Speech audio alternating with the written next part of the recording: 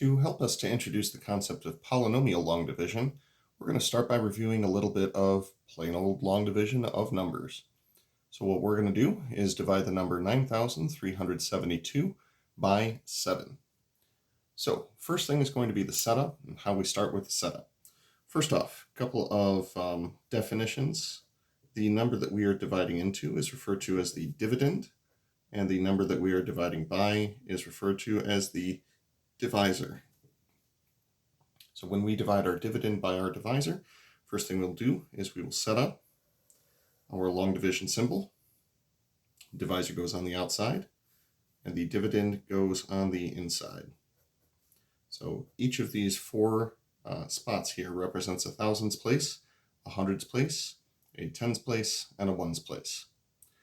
Now the mindset to get into is, the first question that we pose is, how many times does 7 go into 9? What we're really saying is, if we do not divide 9 by 7, what's the biggest whole number that we're going to be able to get out of that? Well, the biggest whole number is going to be 1, so we'll refer to this as 1-ish. The idea being, we can take this 1, put it right up here. What is up here is going to be part of what we call the quotient. We multiply this part of the quotient times the divisor, write the result down here, and we subtract. When we perform our subtraction, 9 minus 7, we get 2.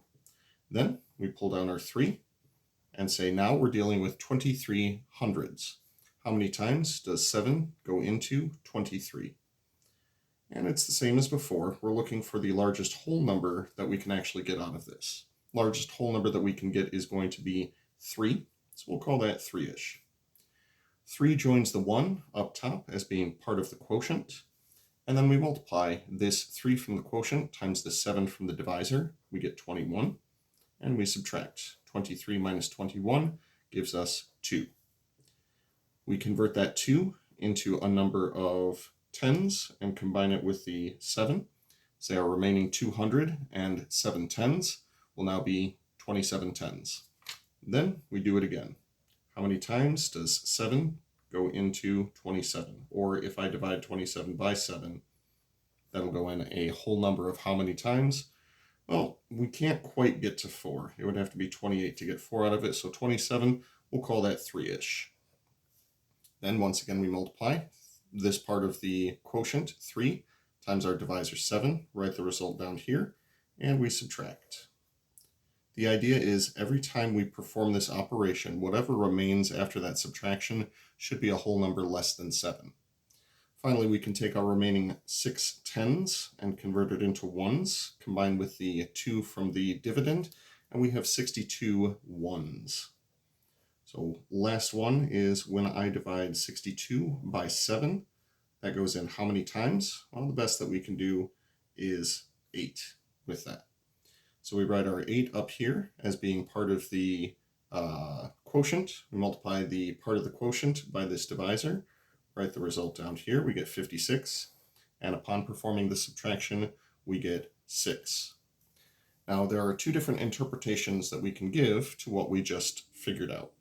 The first one would be that if we were to divide 9,372 by 7, the whole number portion would be 1,338, and the remainder would be put over the divisor. This would be converting from an improper fraction to a mixed number. So 9,372 sevenths is the same as 1,338 and 6 sevenths. The other interpretation that we can give to this is that division is simply a fancy form of multiplication. By multiplying both sides of the statement previous by 7, we can turn it into the following statement. 9,372 is equal to 7 times 1,338 plus 6.